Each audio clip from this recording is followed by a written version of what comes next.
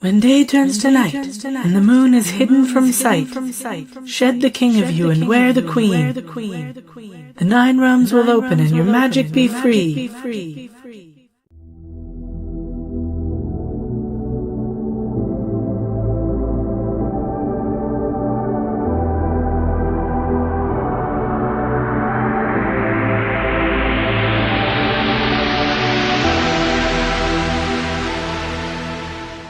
Hi, my bling. It's your favorite drag witch, Nova Jupiter Jenkins. My friends call me Nova JJ, and you can too. If you're just tuning in, jump back and listen to previous episodes to get caught up on the sitch with this witch. But here's the short version. My alter ego Adam casts a spell every full and new moon and is transported to a magical realm I call the Heath.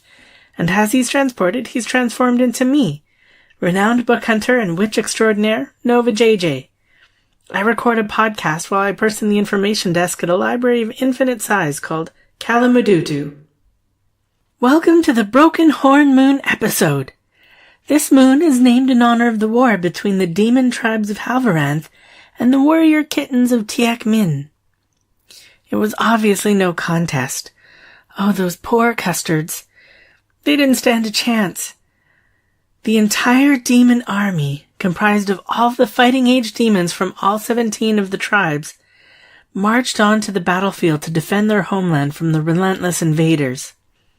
One look at the savage and awesome cuteness of the warrior kittens, and the entire demon host went crazy.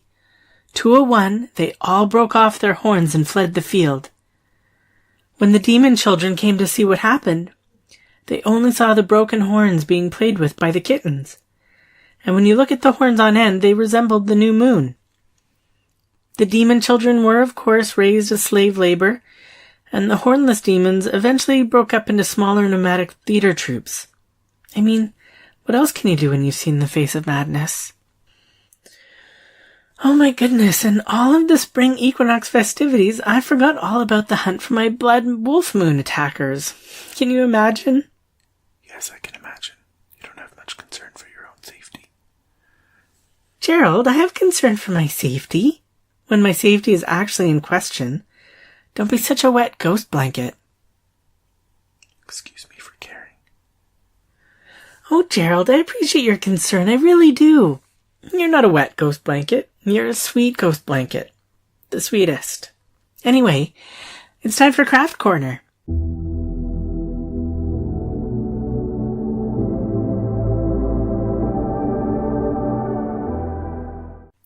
Today, I'd like to discuss an item that you can find in almost any witch's magical toolkit, and that is an athame. For those of you who may not know, an athame is a ceremonial dagger, mostly used to channel etheric fire for things like casting a protective circle around your ritual space. Some traditions use a wand for this purpose, but still use an athame for things like the Great Rite, which is where the athame and a ritual chalice are combined to represent the union of the male and female divinities. Most traditions believe that the athame should not be used for mundane tasks like cutting herbs, though there are a few traditions that find that using the athame for those tasks creates a stronger bond between the witch and the tool. I personally think that the athame should not be used for anything outside of spellwork, but sometimes as a part of spellwork it has to be used for something more physical than just directing the etheric fire, such as when you have to hunt down and destroy magical enemies.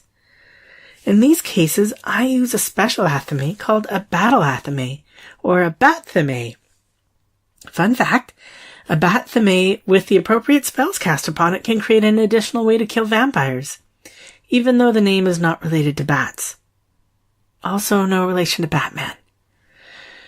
Now, there are 2 layers of spells that I use to empower my bat-thame.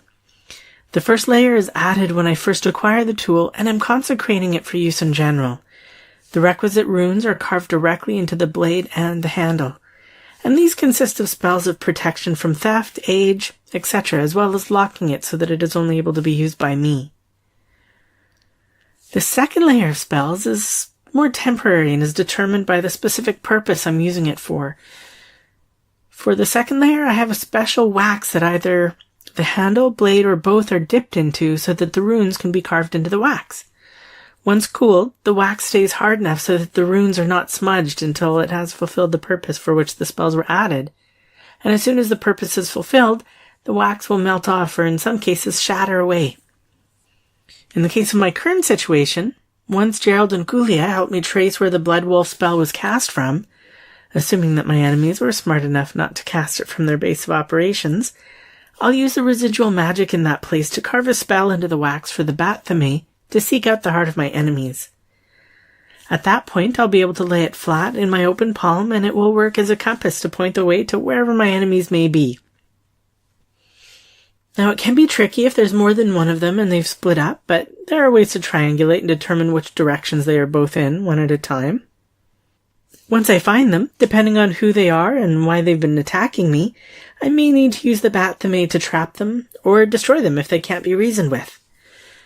Because I don't know the exact nature of my enemies, though I have my suspicions, I can't get too specific with the exact spells.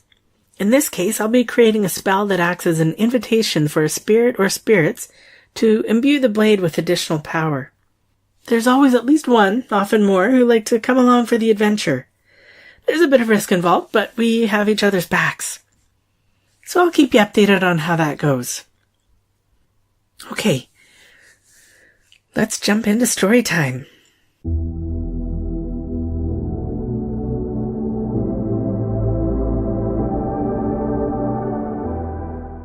We're continuing again with the Black Amazon of Mars. This is a long story. So to recap so far, our hero, Eric John Stark, human raised on Mercury, was taking his Martian friend Kamar back to Kamar's home city of Kushat to return an important talisman to the city before Kamar died of the wound he'd received saving Stark's life. The talisman is the ancient talisman of Ban Cruach, and it has given Stark visions of cities under the ice of the polar cap of Mars, cities peopled by disturbing creatures. When Kamar died before they could reach the city, Stark was taken prisoner by the Wolves of Mech, an army of nomadic warriors who are planning to take Kushat by force. The wolves are led by the cold and merciless Lord Ciaran, who always wears a black mask so that none may see his face. After attempting to torture the whereabouts of the talisman out of Stark, Stark fought his way free and escaped on the back of one of the reptilian steeds that are used in this region of Mars. Bruised and bloodied, he has made his way for 3 days across the plains, and has finally reached the city of Kushat that stands outside the Gates of Death, a mountain pass that leads to Ban Cruach only knows. And now, Part 4 of the Black Amazon of Mars. He stood in a large square, lined about with hucksters' stalls and the booths of wine sellers. Beyond were buildings, streets, a city. Stark got a blurred impression of a grand and brooding darkness, bulking huge against the mountains, as bleak and proud as they, and quite as ancient, with many ruins and deserted quarters. He was not sure how he had come there, but he was standing on his own feet, and someone was pouring sour wine into his mouth. He drank it greedily. There were people all around him, jostling, chattering, demanding answers to their questions. A girl's voice said sharply, "Let him be, can't you see he's hurt?" Stark looked down. She was slim and ragged, with black hair and large eyes yellow as a cat's. She held a leather bottle in her hands. She smiled at him and said, "I'm Thanis. Will you drink more wine?" "I will," said Stark, and did, and then said, "Thank you, Thanis." He put his hand on her shoulder to steady himself. It was a supple shoulder, surprisingly strong. He liked the feel of it. The crowd was still churning around him, growing larger, and now he heard the tramp of military feet. A small detachment of men in light armor pushed their way through. A very young officer, whose breastplate hurt the eye with brightness, demanded to be told at once who Stark was and why he had come here. "No one crosses the moors in winter," he said, as though that in itself were a sign of evil intent. "The clans of Mech are crossing them," Stark answered. "An army to take Kushat. 1-2 days behind me." The crowd picked that up. Excited voices tossed it back and forth and clamored for more news. Stark spoke to the officer. "I will see your captain, and at once." "You'll see the inside of a prison more likely," snapped the young man. "What's this nonsense about the clans of Mech?" Stark regarded him. He looked so long and curiously that the crowd began to snicker and the officer's beardless face flushed pink to the ears. "I have fought in many wars," said Stark gently, "and long ago I learned to listen when someone came to warn me of attack." "Better take him to the captain, Luke," cried Thanos. "It's our skins too, you know, if there's war." The crowd began to shout.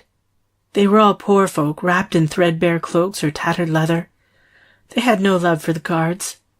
And whether there was war or not, their winter had been long and dull, and they were going to make the most of this excitement. "Take him, Luke. Let him warn the nobles. Let them think how they'll defend Kushat and the gates of death, now that the talisman is gone." "That is a lie," Luke shouted. "And you know the penalty for telling it. Hold your tongues, or I'll have you all whipped." He gestured angrily at Stark. "See if he is armed." One of the soldiers stepped forward, but Stark was quicker. He slipped the thong and let the cloak fall, baring his upper body. "The clansmen have already taken everything I owned," he said, "but they gave me something in return." The crowd stared at the half-healed stripes that scarred him, and there was a drawing in of breath. The soldier picked up the cloak and laid it over the Earthman's shoulders. And Luke said suddenly, "Come then." Stark's fingers tightened on Thanos' shoulder. "Come with me, little one," he whispered. "Otherwise I must crawl." She smiled at him and came. The crowd followed. The captain of the guards was a fleshy man with a smell of wine about him and a face already crumbling apart, though his hair was not yet grey. He sat in a squat tower above the square, and he observed Stark with no particular interest. "You had something to tell," said Luke. "Tell it."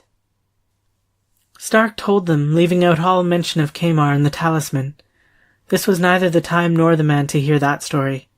The captain listened to all he had to say about the gathering of the clans of Mech, and then he sat studying him with a bleary shrewdness. "You have proof of all this?" "These stripes. Their leader Sieran ordered them laid on himself." The captain sighed and leaned back. "Any wandering band of hunters could have scourged you," he said. "A nameless vagabond from the gods know where, and a lawless one at that, if I'm any judge of men. He probably deserved it." He reached for wine and smiled. "Look you, stranger, in the Northlands no one makes war in the winter, and no one ever heard of Sieran. If you hoped for a reward from the city, you overshot badly." "The Lord Sieran," said Stark, grimly controlling his anger, "will be battering at your gates within 2 days, and you will hear of him then." "Perhaps. You can wait for him, in a cell, and you can leave Kushat with the first caravan after the thaw. We have enough rabble here without taking in more." Thanos caught Stark by the cloak and held him back. "Sir," she said, as though it were an unclean word, "I will vouch for the stranger." The captain glanced at her. "You?" "Sir, I am a free citizen of Kushat. According to law, I may vouch for him." "If you scum of the thieves' quarter would practice the law as well as you prate it, we would have less trouble," growled the captain. "Very well, take the creature if you want him. I don't suppose you've anything to lose." Luke laughed. "Name and dwelling place?" said the captain, and wrote them down. "Remember, he is not to leave the quarter." Thanos nodded. "Come," she said to Stark. He did not move, and she looked up at him. He was staring at the captain.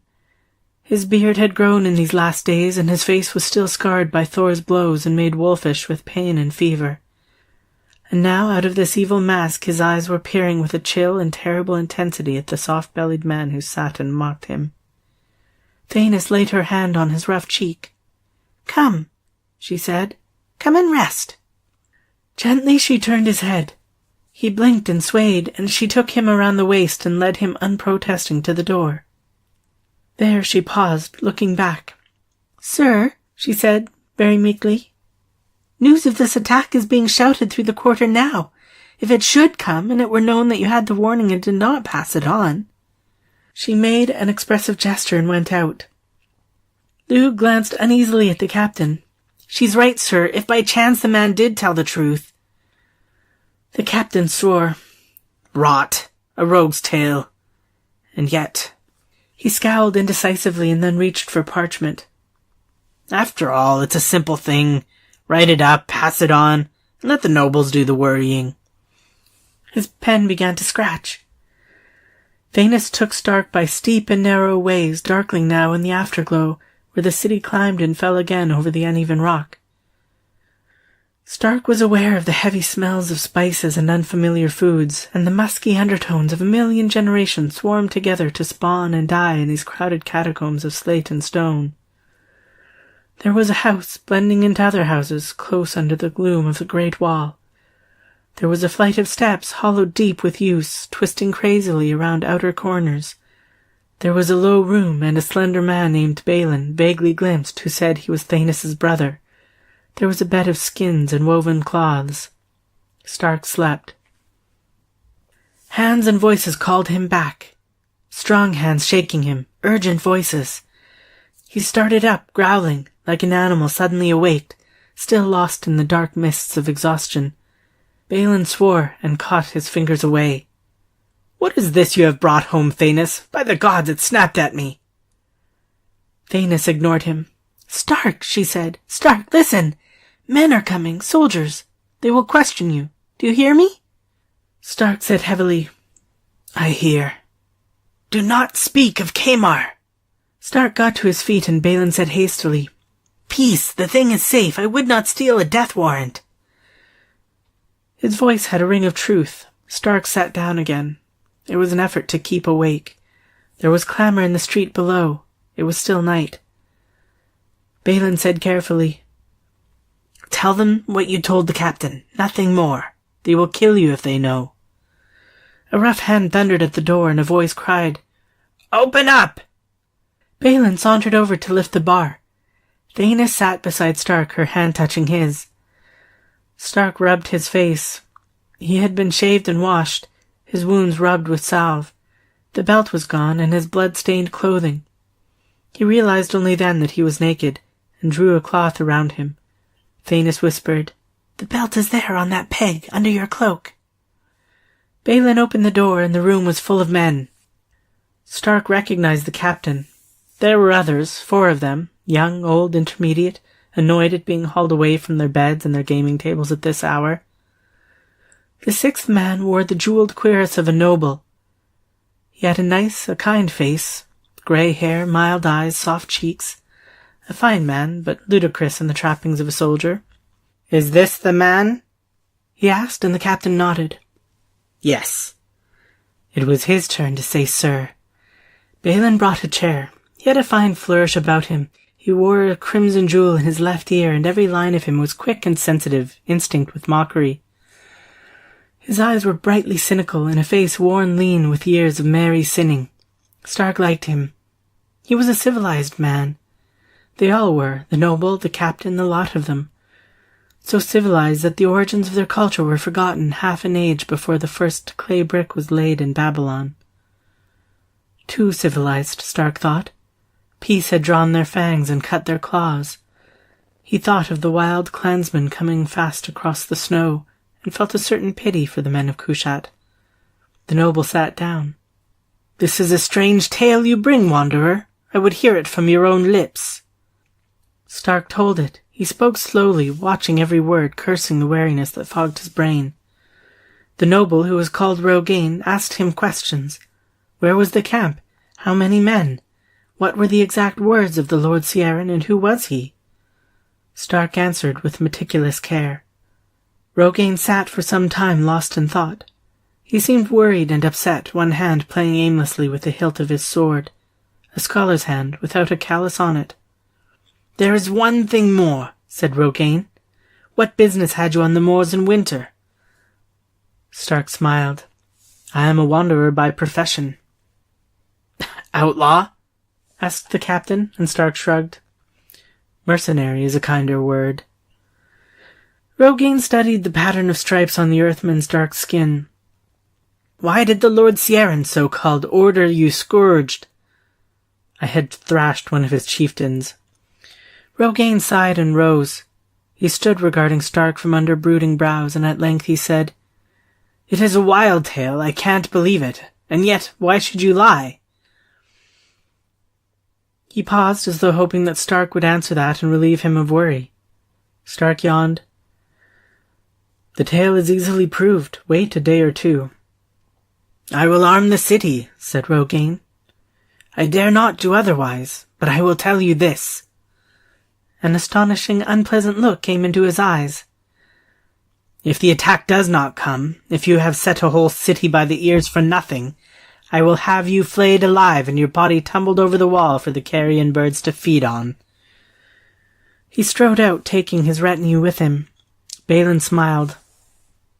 "He will do it too," he said, and dropped the bar. Stark did not answer. He stared at Balin and then at Thanis, and then at the belt hanging on the peg in a curiously blank and yet penetrating fashion, like an animal that thinks its own thoughts. He took a deep breath. Then, as though he found the air clean of danger, he rolled over and went instantly to sleep. Balin lifted his shoulders expressively. He grinned at Thanis. "Are you positive it's human?" "He's beautiful," said Thanis, and tucked the cloths around him. "Hold your tongue." She continued to sit there, watching Stark's face as the slow dreams moved across it. Balin laughed. It was evening again when Stark awoke. He sat up, stretching lazily. Thanis crouched by the hearthstone, stirring something savoury in a blackened pot. She wore a red kirtle and a necklet of beaten gold, and her hair was combed out, smooth and shining. She smiled at him and rose, bringing him his own boots and trousers, carefully cleaned, and a tunic of leather tanned fine and soft as silk. Stark asked her where she got it. "Balin stole it, from the baths where the nobles go. He said you might as well have the best." She laughed. "He had a devil of a time finding one big enough to fit you." She watched with unashamed interest while he dressed. Stark said, "Don't burn the soup." She put her tongue out at him. "Better be proud of that fine hide while you have it," she said. "There's no sign of attack." Stark was aware of sounds that had not been there before. The pacing of men on the wall above the house, the calling of the watch. Kushat was armed and ready, and his time was running out. He hoped that Ciaran had not been delayed on the moors. Thanis said, "I should explain about the belt. When Balin undressed you, he saw Kamar's name scratched on the inside of the boss, and he can open a lizard's egg without harming the shell." "What about you?" asked Stark. She flexed her supple fingers. "I do well enough." Balin came in. He had been seeking news, but there was little to be had. "The soldiers are grumbling about a false alarm," he said. "The people are excited, but more as though they were playing a game. Kushat has not fought a war for centuries." He sighed. "The pity of it is, Stark, I believe your story, and I'm afraid." Thanis handed him a steaming bowl. "Here, employ your tongue with this. Afraid indeed. Have you forgotten the wall? No one has carried it since the city was built. Let them attack." Stark was amused. "For a child, you know much concerning war." "I knew enough to save your skin," she flared, and Balin smiled. "She has you there, Stark. And speaking of skins," he glanced up at the belt. "Or better, speaking of talismans, which we were not, how did you come by it?" Stark told him. He had a sin on his soul, did Kamar, and he was my friend. Balin looked at him with deep respect. "You were a fool," he said. "Look, you, the thing is returned to Kushat. Your promise is kept. There's nothing for you here but danger, and were I you, I would not wait to be flayed or slain, or taken in a quarrel that is not yours." "Ah," said Stark softly, "but it is mine. The Lord Ciaran made it so." He too glanced at the belt. "What of the talisman?" "Return it where it came from," Thanis said. "My brother is a better thief than Kamar. He can certainly do that." "No," said Balin with surprising force. "We will keep it, Stark and I. Whether it has power I do not know, but if it has, I think Kushat will need it, and in strong hands. Stark said somberly, "It has power, the talisman. Whether for good or evil, I don't know." They looked at him, startled, but a touch of awe seemed to repress their curiosity. He could not tell them. He was somehow reluctant to tell anyone of the dark vision of what lay beyond the gates of death, which the talisman of Ban-Cruach had lent him. Balin stood up. "Well, for good or evil, at least the sacred relic of Ban-Cruach has come home." He yawned. "I'm going to bed. Will you come, Thanos, or will you stay and quarrel with our guest?" "I will stay," she said, "and quarrel." "Ah, well." Balin sighed puckishly. "Good night." "Good night." He vanished into an inner room. Stark looked at Thanos. She had a warm mouth, and her eyes were beautiful and full of light. He smiled, holding out his hand. The night wore on, and Stark lay drowsing. Thanos had opened the curtains. Wind and moonlight swept together into the room, and she stood leaning on the sill above the slumbering city. The smile that lingered in the corners of her mouth was sad and far away, and very tender.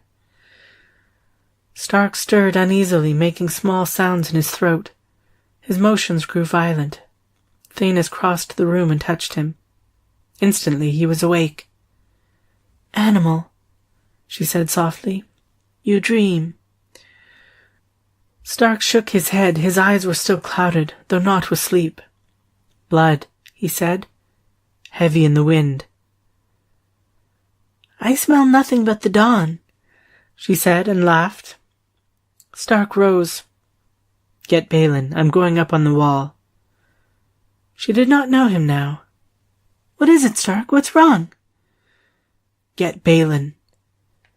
Suddenly it seemed that the room stifled him. He caught up his cloak and Kamar's belt and flung open the door, standing on the narrow steps outside. The moonlight caught in his eyes, pale as frost fire. Thanos shivered. Balin joined her without being called. He, too, had slept but lightly. Together they followed Stark up the rough-cut stair that led to the top of the wall. He looked southward, where the plain ran down from the mountains and spread away below Kushat. Nothing moved out there, nothing marred the empty whiteness, but Stark said, "They will attack at dawn."